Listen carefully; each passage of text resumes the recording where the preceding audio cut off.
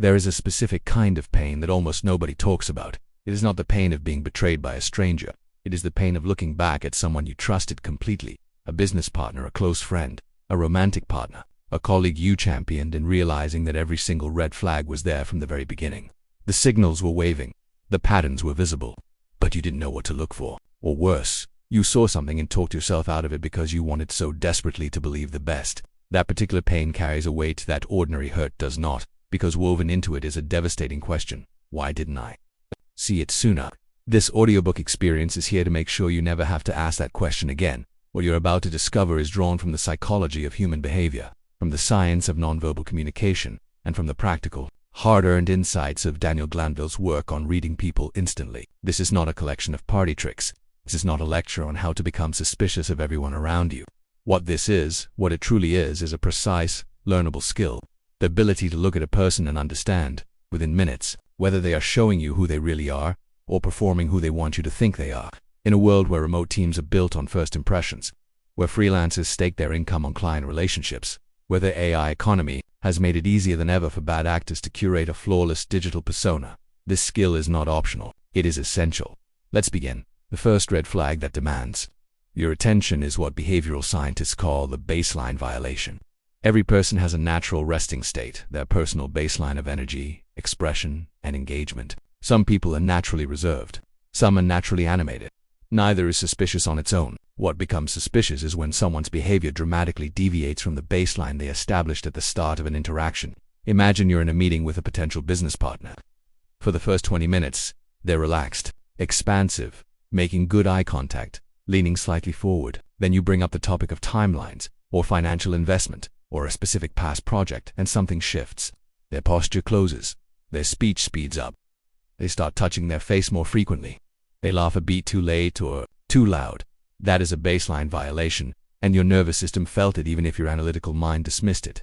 The critical mistake most people make is they notice this shift and then immediately rationalize it away. They're probably just tired, maybe. The topic stressed them out for a normal reason. A house. But the skill is not to accuse. The skill is to note the violation and probe gently.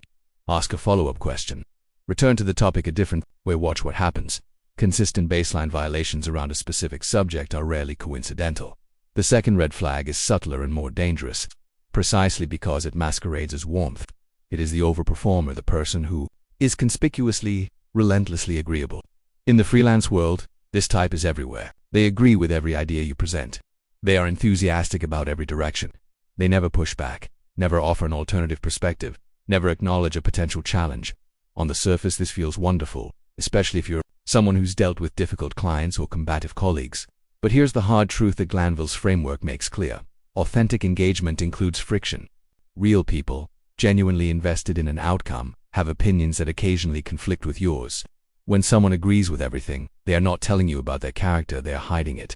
The overperformer is either suppressing their genuine thoughts to secure something from you, or they lack the depth and conviction to have genuine thoughts at all. Either outcome costs you. In business, you want collaborators who will tell you when your idea has a flaw. In personal relationships, you want someone who shows up as themselves, not as a mirror of your preferences. When someone never disagrees, ask yourself, what are they concealing behind all that agreement?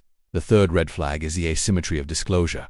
Healthy relationships, professional or personal, develop through a gradual, mutual exchange of personal information. Trust is built incrementally, and the vulnerability each person reveals tends to be roughly matched by the other.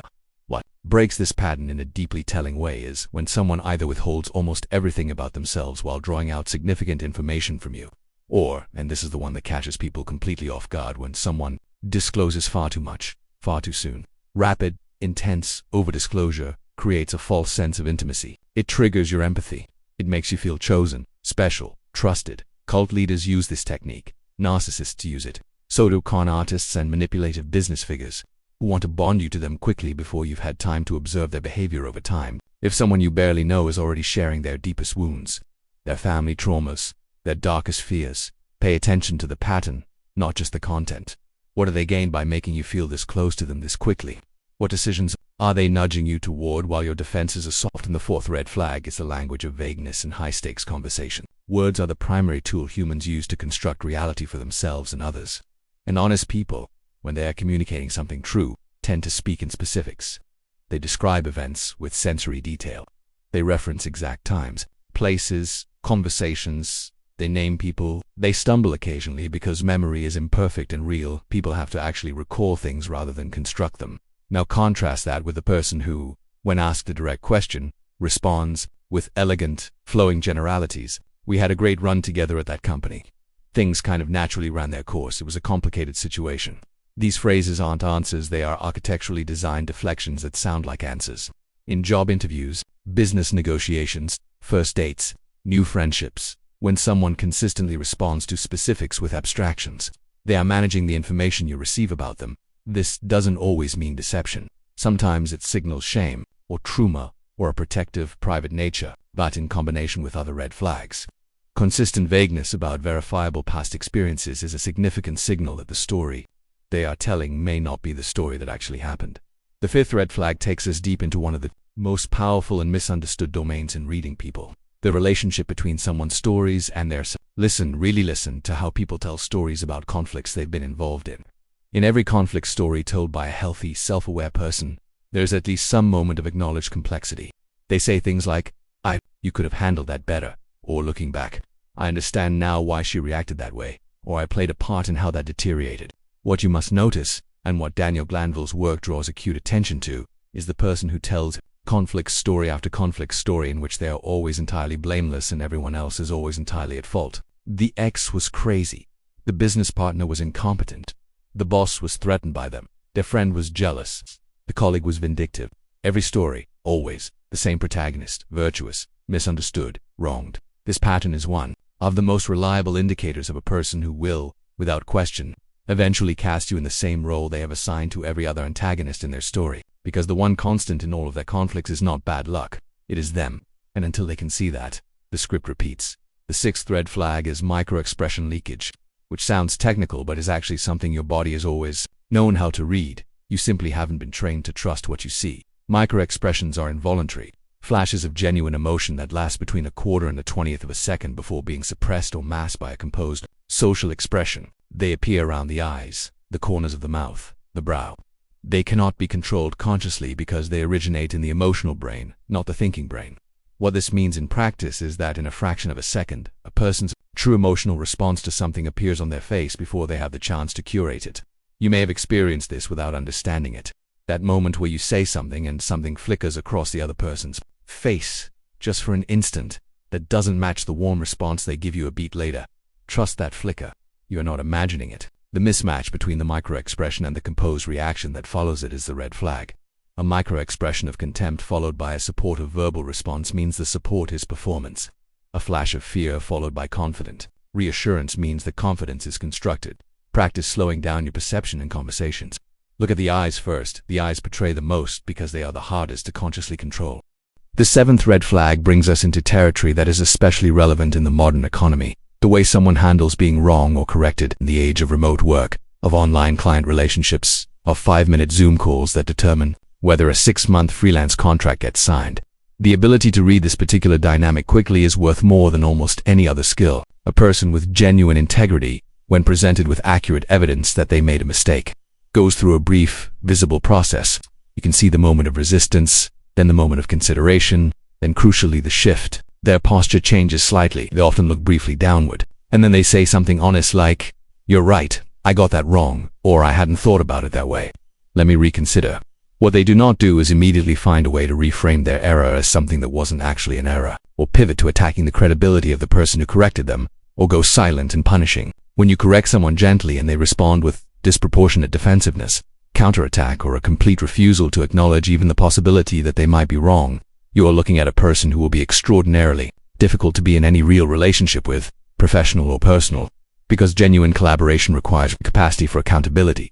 The eighth red flag concerns the quality of someone's listening. We live in an era of performative attention, people who make intense eye contact and nod vigorously while you speak, but who, the moment you finish, respond with something that makes clear they absorbed almost nothing of what you actually said. They respond to the topic rather than your specific point. They ask questions you already answered. They take the conversation immediately to their own experience without bridging back to what you shared. Listening is an act of respect, and how someone listens to you in early interactions is a direct preview of how much they will actually see you once the novelty of the relationship fades. The person who listens with genuine curiosity, who asks follow-up questions rooted in what you actually said, who references something you mentioned earlier, who slows down instead of speeding up when you share something complex. That person has given you one of the most significant green flags available. Its absence is, correspondingly, one of the most consistently overlooked red flags in human connection. The ninth red flag lives in the space between what people say and what they actually do, and it specifically concerns the time frame of observation. This is perhaps the most important practical principle in all of behavioral reading.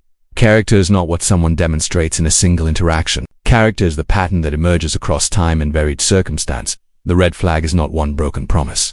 The red flag is a person who explains every broken promise individually and plausibly, such that each incident seems forgivable in isolation. But when you step back and look at the cumulative record, the emails always answered late, the deadlines always slightly missed, the commitments always honored at 80% rather than 100%. The pattern is unmistakable. In the freelance economy, this costs you money.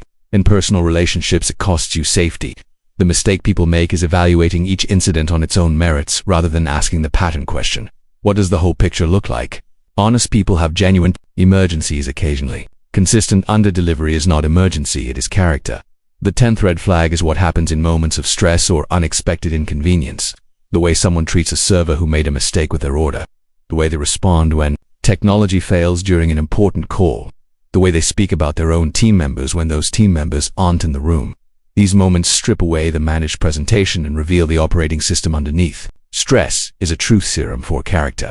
A person who is unfailingly gracious when things go well but brittle, contemptuous, or cruel when things go sideways is showing you a preview of exactly how they will treat you when the relationship encounters its first real difficulty. Because relationships always encounter difficulty. Business partnerships always hit obstacles. The question is never whether the storm comes. The question is what kind of person they are inside the storm. The 11th red flag is triangulation. The subtle but consistent use of third parties to manage emotion, create jealousy, or establish dominance in a relationship. It presents differently depending on context. In a personal relationship, it's the person who frequently mentions how much someone else admires them, or who relays criticisms of you through the voice of what people are saying. In professional settings, it manifests as someone who always seems to be playing one colleague against another, who shares private information about person A with person B and vice versa, who creates a subtle atmosphere in which people feel they need to compete for this person's approval or access. Triangulation is a power strategy. It destabilizes your sense of security in the relationship and keeps you focused on the other person's reactions rather than your own needs and values. Healthy people communicate directly. They bring concerns to the person they have the concern about. When someone consistently routes their communication through third parties or uses outside opinions as weapons in one-on-one interactions, they are telling you something significant about their capacity for honest, direct relationship. The 12th red flag is perhaps the one that requires the most courage to confront, because it requires you to read yourself as much as it requires you to read the other person. It is a red flag of your own suppressed intuition. Somewhere in almost every story of devastating betrayal or catastrophic professional misjudgment, there is a moment, usually early, where the person who was hurt says, "I knew something was off. I just couldn't explain it." Your nervous system is a sophisticated pattern recognition engine that has been processing social data your entire life. It registers incongruences at a speed and granularity that your conscious mind simply cannot keep up with. That uneasy feeling you can't name, that slight reluctance you talk yourself out of, that moment of hesitation before you say yes. These are not anxiety. They are not irrationality. They are data. The red flag is not just the person in front of you. The red flag is the moment you choose to override what your own body is telling you because you want something to be true, more than you want to see clearly. And here is where everything converges. Reading people is not about suspicion.